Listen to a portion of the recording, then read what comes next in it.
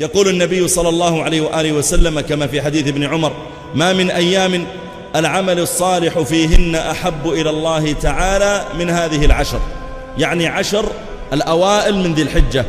قيل يا رسول الله ولا الجهاد في سبيل الله؟ قال: ولا الجهاد في سبيل الله إلا رجل خرج بنفسه وماله ثم لم يرجع من ذلك بشيء. فهذا يدل على فضل هذه الأيام. وربك يخلق ما يشاء ويختار، فضل رمضان على الشهور، وفضل ليلة القدر على الليالي، وفضل هذه الأيام العشر على بقية الأيام. يسن للمرء أن يكثر فيها من الطاعات: الاستغفار، التسبيح، التهليل، الجلوس في المصلى بعد الفجر إلى طلوع الشمس وتكتب له عمره، صلة الرحم، الصدقات، الصوم إن تيسر له ذلك، أن يقرأ من القرآن ما يتيسر، أن يعمل ما يستطيع من الطاعات، فإن الأجر فيها مضاعف.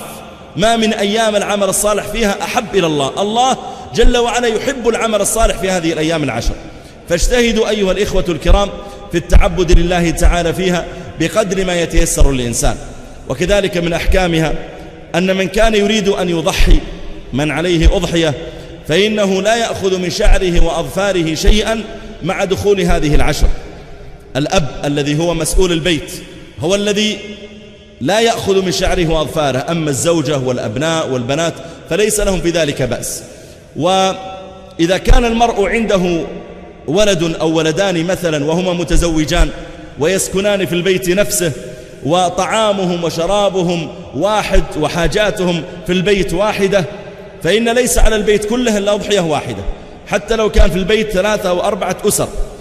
أما إذا كان كل واحد مستقل، مثل البيت مثلا عبارة عن شقق، وكل شقة لها مسؤول، الزوج أو الأب هو المسؤول عن شقته، فهو الذي يشتري لها الأغراض وطبخهم لوحدهم وطعامهم لوحدهم، هم مستقلون تماما. فإذا كان كذلك فإن على كل بيت أضحية. والصحيح أن الأضحية سنة مؤكدة، ليست سنة عادية، بل أوجبها بعض أهل العلم أنها سنة مؤكدة. فمن كان يريد أن يضحي فلا يأخذ من شعره وأظفاره من بداية العشر.